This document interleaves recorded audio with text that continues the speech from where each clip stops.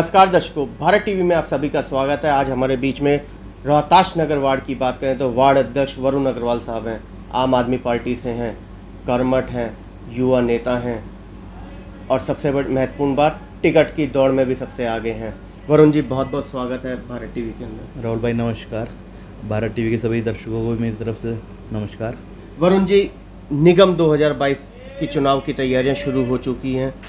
बात करें, जो नेता 4 साल 4.5 साल नज़र नहीं आते, वो लास्ट के 2-4 दिनों में महीनों में नज़र आते हैं, चाहे जनता के हालचाल पूछने हो या सड़कों का, नालियों का, गलियों का, सड़कों का उद्घाटन करना हो, ऐसा कुछ नज़र नहीं होता हुआ नज़र आ रहा है। देखिए राहुल भाई, एक चीज़ है कि एक होता है कि हमें पता है कि एग्ज़ाम हमारे निकट आ रहे हैं, हमें पास होना है। एक लायक बेटे का कर्तव्य होता है कि भाई एग्ज़ाम आ रहे हैं, अब पढ़ लो, नहीं पढ़े चलो अब पढ़ लेते हैं, अब पढ़ लेते हैं। तो हर चुनाव में देखा जाता है कि भाई जब चुनाव आते हैं तो 6 महीने पहले तैयारी करी जाती है, नारियल फोड़े जाते हैं, कम से कम एक जनता से सहानुभूति बटोरी जाती है कि भाई ठीक है, काम कर रहे हैं लोग चुनाव के समय, और चुनाव के करीबी टाइम पे ही ये सब चीज़ें की जाती हैं। पर दूसरी तरफ होते हैं नलायक बेटे कि भाई आप डंडा मार लो, झाड़ू मार लो, कुछ मार लो, हमें कुछ नहीं करना, हमें बहुत बढ़िया दे रहे हैं, लायक बेटे और नालायक बेटे, है ना। तो जी ये अब समझ चुके हैं। देखिए, जैसा मैं हर बार बोलता हूँ कि भाई यहाँ तो इनकी पूरी कड़ी है, चैन है जी। तो अगर निगम पार्षद को भी होता कि भाई नहीं, मेरे को टिकट नहीं मिलनी इसलिए मेरे को काम नहीं करना, विधायक तो है, वो तो कम से कम नारियल फुड़वाता। 10 करोड़ रुपए का उसका एमएलए लेड का बजट है, वो कहाँ है जी। एक उपलब्धि आप राहुल भाई, आप तो भाजपा नेताओं के भी इंटरव्यू लेते हैं, आप ही बता दीजिएगा मेरे को कि कम से कम 10 करोड़ के एमएलए बजट में आप लोग कहाँ हैं, खर्च करा वो 10 करोड़ रुपया, ठीक है। अब निगम पार्षद तो नारियल फोड़ना, अब वो तो मान चुके हैं कि हम कहीं भी नहीं है, रेस में ही नहीं है कहीं भी, तो उस नारियल फोड़ने वाले काम से भी अब उन्हें कोई मतलब नहीं है कि भाई कम से कम नारियल भी उस चीज़ का फोड़े ना। पैसा निगम दिवालिया हो चुका है सर इस समय, नारियल किस चीज़ का फोड़े केवल मौखिक रूप से दिवालिया क्या ना हुआ है निगम में, वरना निगम में बजट की कोई कमी नहीं है, बहुत पैसा है। राहुल भाई, निगम में पैसे की कोई कमी नहीं है, पर इन्होंने निगम को मानसिक रूप से एक तरीके से कहूँ ना दिवालिया बना दिया है। आप देखिए, हाँ आप देखिए, अभी इन्होंने प्रस्ताव लेके आ रहे हैं जी, 9 हॉस्पिटल और एक मेडिकल कॉलेज की नीलामी या फिर केंद्र सरकार को देना चाह रहे हैं ये लोग। क्या दर्शाता है वो कि आप भाई ये तो जग जाहिर है आप नहीं संभाल पा रहे हो, पर कम से अब ऐसी चीज़ें आप बेचना चाह रहे हो, और वो भी दिल्ली, अगर आपको देना है दिल्ली सरकार को दीजिए। केंद्र सरकार पहले ही चीज़ें नहीं संभाल पा रही हैं, तो केंद्र सरकार उन हॉस्पिटल्स को कैसे संभालेगी। वरुण जी, बड़ी संपत्ति। वरुण जी, बात करें चुनाव को ही लेकर के, तो रोहताश नगर वार्ड के अंदर चर्चा चौराहे से ये निकल रही है, क्या वास्तव में, क्योंकि आप बहुत बढ़िया बेहतर बता पाएंगे, क्या निगम एक होने जा रहा है?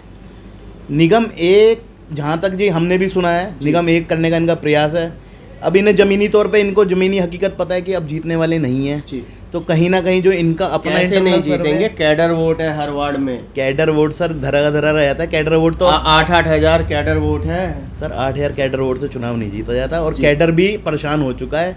मेरे पास अभी हाल फिलहाल के दिनों में मैंने कम से कम 5-6 ज्वाइनिंग भाजपा वालों की कराई है। कह रहे हैं जब सरकार आरएसएस के लोग हैं उसमें, भाजपा का कैडर वोटर है, कि उनका कहना है कि जब हमारी अपनी नहीं सुनी जाती, शिफ्टिंग पोस्टिंग तो चलती रहती है, ट्रांसफर पोस्टिंग, क्योंकि आपने भाजपा को तोड़ के आप में लाए, आपको तोड़ करके भाजपा में भी जा रहे हैं। वो ठीक है सर, ऐसा वो चलिए कुछ जगह चलता है, पर आज की डेट में जिस लेवल से बीजेपी, आज कांग्रेस तो एक तरीके से खत्म हो ही चुकी है, अब जो बीजेपी का वोटर शिफ्ट हो रहा है ना, बीजेपी का कैडर शिफ्ट हो रहा है आम आदमी पार्टी की तरफ, आप उसको देखिएगा, उससे पता लगता है कि कहीं ना कहीं एक ऐसी सुखबुगाहट है कि वो लोग भी मान चुके हैं कि 15 साल या 20 साल जो इन्होंने करा है, एमसीडी का बेड़ा गर्क कर दिया है, और अपने ही लोगों के काम नहीं करा पाते हैं। निगम पार्षद फोन तक नहीं उठाते हैं, अपने लोगों के काम तो बहुत दूर की बात है। एक होता है कि सहानुभूति देना या एक दिलासा देना, वो तक कह रहे हैं काम नहीं करा पा रहे। लगातार फॉगिंग जारी, लगातार डेंगू चिकनगुनिया से छिड़काव जारी, लगातार क्या नाम है स्वास्थ्य सेवाएं, क्या नाम है, मैं ये कहूँगा स्वच्छ भारत अभियान।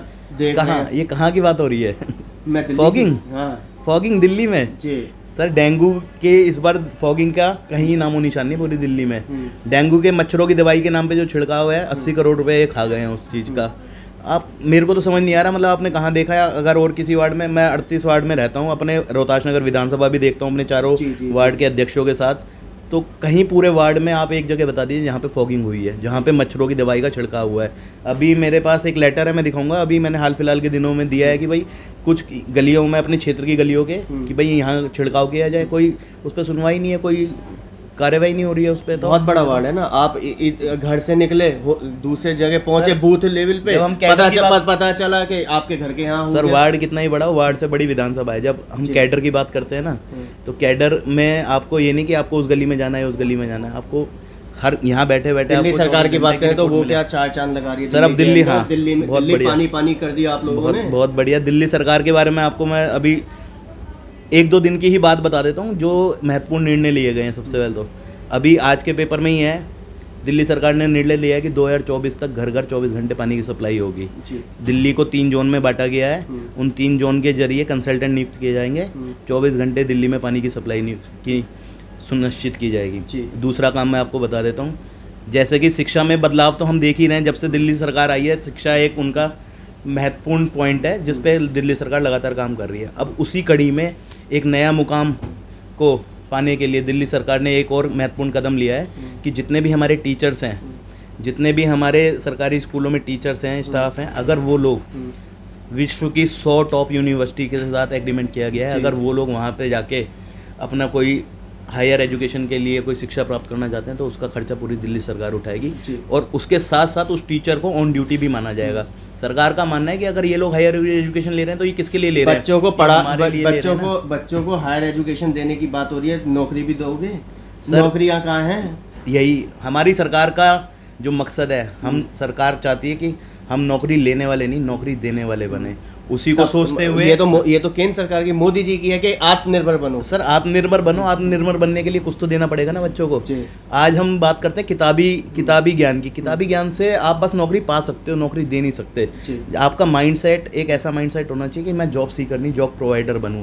उसी दिशा में हर कोई नौकरी देगा तो काम पे कौन करेगा, काम कौन करेगा? सर एक दिशा में कदम बढ़ाया जाता है। तो एक पहले मैं उसी बारे में बता दूं कि दिल्ली सरकार ने एक स्किल यूनिवर्सिटी की शुरुआत करी है, जहाँ पे बच्चों को किताबी ज्ञान से हटके कुछ ज्ञान दिया जाएगा, वोकेशनल कोर्सेज पे फोकस किया जाएगा। जिन चीज़ों की आज डिमांड है उन चीज़ों पे बच्चों को ट्रेनिंग दी जाएगी, बच्चों को कोर्स कराए जाएंगे ताकि वो जॉब प्रोवाइडर बने। जॉब सीकर तो सर ठीक है, मतलब हम सब लोग पढ़ लिए, जॉब सीकर बन गए, कोई तो जॉब देगा भी ना भाई। हम कहें कि जॉब नहीं है सर, जॉब तो कहीं ना कहीं से पैदा होंगी, वो कौन देगा? तो हम में से ही किसी को जॉब प्रोवाइडर भी बनना पड़ेगा, हम में से ही कुछ लोग जॉब सीकर भी होंगे। तो दिल्ली सरकार का है सोचना कि अब इस किताबी ज्ञान से हटके CBSE के साथ उन्होंने बहुत आग्रह भी किया है, कोर्स चेंज नहीं हुआ, तो अब हमने अपना DBSE बोर्ड भी शुरू करने जा रहे हैं, जिसमें हम एक दिल्ली का अपना बोर्ड शुरू हो चुका है। 30 स्कूलों के साथ इस साल से शुरुआत हो रही है उसमें, और अगले साल से फिर और स्कूल भी लिए जाएंगे। तो मकसद एक यह है कि अब उस किताबी ज्ञान को हटाया जाए, एक वोकेशनल कोर्सेज दिए जाएं, एक नई राह बच्चों को दिखाई जाए, ताकि एक सीमित और लिमिटेड ज्ञान तक हम सीमित ना रहे। जो आज की डिमांड है उन डिमांडों के अनुरूप हमें भी अपने शिक्षा के पैटर्न में चेंजेस करने पड़ेंगे। उसी दिशा में दिल्ली सरकार काम कर रही है। दूसरा एक चीज़ जो रह गई थी, जैसे कि मैं आपको बता रहा था कि भाई इन्होंने 9 अस्पताल और एक मेडिकल कॉलेज को ये बेचने की बात कर रहे हैं। उसके साथ साथ मतलब निगम की कोई अब एक ऐसी संपत्ति ये नहीं छोड़ना चाह रहे। अभी हाल फिलहाल में इन्होंने दंगल मैदान है हमारा दिल्ली, पुरानी दिल्ली में, उसको बेचने का प्रस्ताव ये लेके आ रहे हैं MCD में। तो कोई एक ऐसी सिंगल प्रॉपर्टी नहीं है। ये चाहते हैं जाते जाते तक निगम को बिल्कुल दिवालिया और पंगु बना दिया जाए। काम करने का क्या, अगर निगम के अंदर आम आदमी पार्टी आती है, जो भाजपा बेच रही है निगम की प्रॉपर्टी, क्या वापसी खरीदेगी? बिल्कुल सारे प्रस्ताव वापस होंगे। इवन कई प्रस्तावों में अभी कल की न्यूज़ में था कि जो टेंडर लेने वाले हैं ठेकेदार हैं, वो भी उस टेंडर को लेने के लिए तैयार नहीं है, क्योंकि उन्हें पता है कि आम आदमी पार्टी ठेकेदार प्रथा खत्म करेगी निगम में। देखिए ठेकेदार प्रथा क्या करेगी, पार्टी का क्या स्टैंड है, वो आने वाले समय में हम बताएंगे, अपने घोषणा पत्र में भी बताएंगे। बाकी ये जितनी भी प्रॉपर्टियां हैं इन सबको रद्द किया जाएगा, इन सारे प्रस्ताव को वापस लिया जाएगा। मैं दोबारा बता दूं कि निगम के पास पैसे की कमी नहीं है, बिल्कुल नहीं है। होर्डिंग से लेके अस्पतालों की पार्किंग से लेके लाइसेंस से लेके हाउस टैक्स से लेके पैसा ही पैसा है, पैसे की कोई कमी नहीं है। उसको है सुनियोजित ढंग से पैसे को यूज करना, इम्प्लीमेंटेशन करना, उस पर करप्शन को खत्म करना। जो आज 250 से के आसपास कर्मचारी होते हैं वार्ड में, कहाँ 250 कर्मचारी कहाँ काम कर रहे हैं? सड़कें 2-2, 3-3 दिन में साफ हो रही हैं, तो वो लोग कहाँ हैं? है ना? तो आधी सैलरी जा रही है वहाँ पे, आधे लोग काम कर रहे हैं, आधे से भी कम लोग काम कर रहे हैं, बाकी सैलरी तो बस आम आदमी पार्टी आएगी तो 250 कर्मचारी काम करते हुए मिलेंगे। 250 कर्मचारी काम करते हुए मिलेंगे। वो उसमें 250 अगर नहीं है तो उनका पूरा वेरिफिकेशन होगा, जितने लोग हैं उन पेपर, वो करप्शन खत्म करना एक आम आदमी पार्टी। दिल्ली के अंदर आम आदमी पार्टी के भी निगम पार्षद जीते हुए हैं, वहाँ पे भी पूरे कर्मचारी नहीं आ रहे। तो वहाँ पे सर अब ये जो चीज़ें है ना, हाँ। ये चीज़ें एक खाली निगम पार्षद अगर अपनी बात भी उठाता है ना, तो हम तो विपक्ष में ही है ना अभी वहाँ पर। अगर हम बात उठाते भी, हम ये सारे मुद्दे जो वार्ड के पार्षद तो आम आदमी पार्टी के वार्ड के पार्षद है सर, इन मुद्दों को जगह, जब तो मैं आपको ये मुद्दे बता रहा हूँ, ऐसे ये मुद्दे कहाँ से निकल के आए हैं। मैं करदमपुरी की बात कर लेता हूँ। साजिद आपके निगम पार्षद है, नहीं है जमीन पर 250 कर्मचारी। हाँ नहीं है सर, कहीं पे भी नहीं है, मैं तो बता ही रहा हूँ आपको। मैं साजिद भाई का पक्ष नहीं ले रहा, मैं कह रहा हूँ नहीं है कहीं भी। पर उसको कौन ठीक करेगा?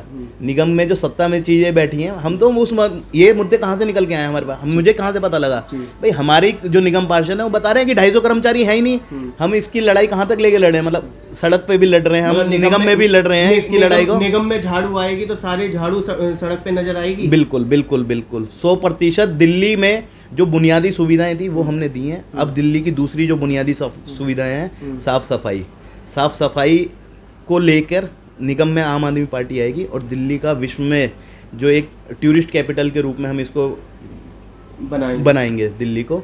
और साफ सफाई जो भी रोजमर्रा की चीज़ें, आज आप कहिए, आप किसी भी लोकल सर्वे कीजिए, दिल्ली सरकार से आम आदमी लोग खुश हैं, जो दुखी हैं नालियों की सफाई से, गलियां टूटी हुई हैं, खड़ंजे टूटे हुए हैं, सड़कों पे झाड़ू नहीं है, कूड़ा की व्यवस्था ठीक नहीं है। ये आप दिल्ली को चमकाने का काम आम आदमी पार्टी आएगी, झाड़ू पूरी तरीके से दिल्ली में सफाई करेगी।